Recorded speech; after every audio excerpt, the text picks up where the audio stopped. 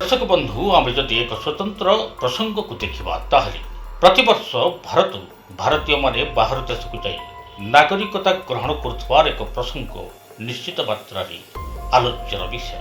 प्रश्न उठुची कहीं हजार हजार भारतीय बाहर को जाई बाहर देशर नागरिकता ग्रहण कर पछरे कौन रही उद्देश्य कहीं से भारत को छाड़ी बाहर को चली जाऊँ केवल जाऊना से देश नागरिकता ग्रहण करी रही तेरे ए संबंध में आगक जावा पूर्व एक तथ्य उपर नजर पकड़े जनापड़ी कि 2021 मसीह 1,65,000 लोक बाहर को चली जाइए नागरिकता ग्रहण कर।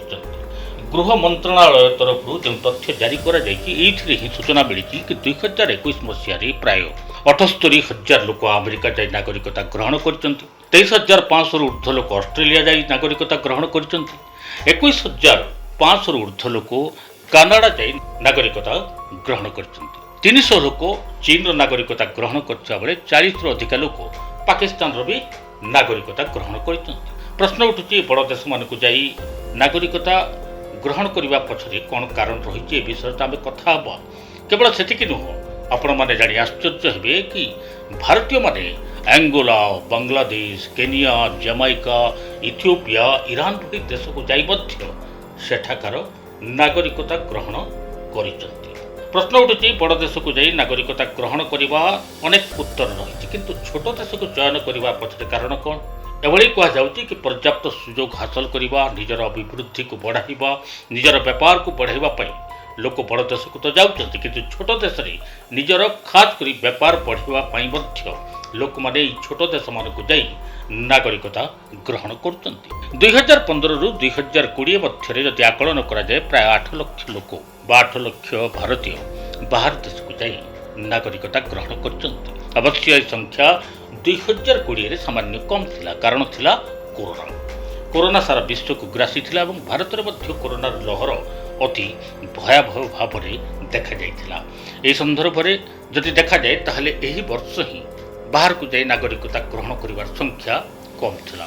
प्रश्न उठुची बड़ सुविधा बड़ सुजोग हासिल निजर पढ़ापढ़ी उन्नत आनिबा सेठाकर गवेषणा करने आदि इत्यादि अनेक क्षेत्र में बड़ देश मानक लोक मान तो जाउछंती। आहरी भी जदि कारण को देखा जाए ताहले अनेक परिवार आगुरी ही बाहर देश रही जाइछंती लोक परिवार सह मिसिया जाउछंती परिवार सह सेठारे रही जाउछंती व्यापार पई मध्य जाउछंती गवेषणा पाठ पई मध्य जाउछंती आदि इत्यादि अनेक किछि कारण लुचि रही किंतु ए संदर्भ में आउ एक कारण उपर आलोकपात करिसंती वरिष्ठ पत्रकार हरेंद्र मिश्र जे कि 22 वर्ष है इज्राएल रे रहिसंती किंतु सब बड़ कथा है एपर्यंत से भारतर नागरिकता को त्याग करना। हरेंद्र मिश्र को कहवा कथा होउची कि भारतर भिसा नियम अति कठोर एवं ए नियम को एमती प्रस्तुत करा जाय कि सहजरे यात्रा करबा पई कष्ट अनुभव हुए बा यात्रा जटिल हुए एही कारणरू प्राय बारंबार जीवा आसवा संभवप्रद हुए ना। अन्य पक्षरे हरेंद्र मिश्रंकर भारतीय नागरिकता न छाड़बार उत्तर से देइचंते कि भारत सह तांको अभिमान जड़ित एवं भारत सह तांकर जो आत्मीयता रही ताहा एजावत बलवत्तर रही 22 वर्ष से इज्राएल रहिले मध्य भारतर नागरिकता को त्याग करना। तेणु आउ एक प्रसंग उपर एठारे आलोकपात करा जाई पारे ताहा हला द्वय नागरिकता बा दुईटी नागरिकता। अनेक देश विश्व में रही जोठी दुईटी नागरिकता को प्रश्रय दिया जाए किंतु भारत में से भली कौनसी द्वय नागरिकता को सम्मान दि जाए नहीं बा से भली नियम नहीं। आपण जदि भारत छाड़ी बाहर देश नागरिकता को ग्रहण करेंगे ताहले भारतर नागरिकता छाड़वा को पड़ो किंतु ए संदर्भ में भारत सरकार आउ एक सहज नियम जो भारतीय माने बाहर थे और सेठार नागरिकता ग्रहण करेंगे से ओसीआई कार्ड माध्यम भारत को आसीपारे एठारे आर्थिक लेनदेन करें जेते दिन चाहिए रही पारे। ओसीआई कार्ड अर्थात ओवरसीज सिटीजन ऑफ इंडिया। तेणु विदेश में थिबा बा नागरिकता ग्रहण करथुवा लोकंको एही कार्ड सुविधा प्रदान करुथिले 2006 मसीह प्रवासी भारतीय मानकर दिवस उपलक्षे हैदराबाद ठारे भारत सरकार एही योजना आरंभ करथिले। तेणु पीआईओ एवं ओसीआई कार्ड माध्यम प्रवासी भारतीय माने भारत को आसी ଅନେକ କାର୍ଯ୍ୟରେ ଯୋଗଦାନ କରିପାରିବେ, ସେମାନଙ୍କର ଆର୍ଥିକ ଲେନଦେନ କରିପାରିବେ, ବ୍ୟାପାର ମଧ୍ୟ କରିପାରିବେ।